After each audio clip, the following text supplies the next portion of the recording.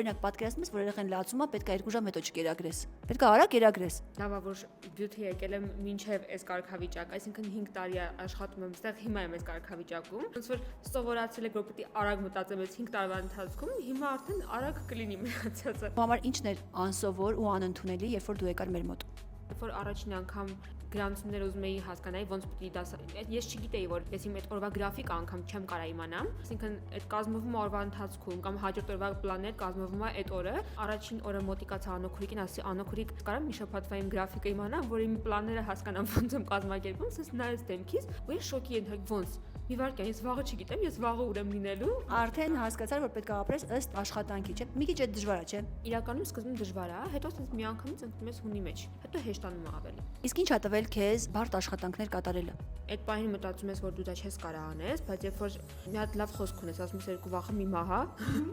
շատ ճիշտ ես ասում։ Գիտես ուզես չուզես պիտի տակից դուրս գաս, այդ ինքնիքյան ստացվում է արդեն։ Ավելի վատ հարց եմ տալիս։ Դու beauty-ում ես, որովհետև ես եմ տեղ, թե որտեվ beauty-ն արդեն նենցա, որ դու իրենց հետ էլ տենց նույնն ես զգում ինչ որ իմ հետ։ Լավ, beauty-ն թե ես։ Կներես beauty-ն։ Ոնց թե beauty-ն։ Այսինքն ես հեչ։ Չէ, դու էլ բնականաբար քո տեղում ես, բայց beauty-ն Այս մասը ֆիքսեք beauty-ն հետ, այսինքն այդ գիտես ինձ համար պարծենալու բան է, բայց շատ որպես մարդ հեսա գնում ենք իրար հետ հաց ուտելու, քեզ կասեմ։ Խմեն կասեմ։ Ուրեմն beauty-ն։ Beauty-ն։ Okay, բարդեմ քո եմ ասում։ Լավ։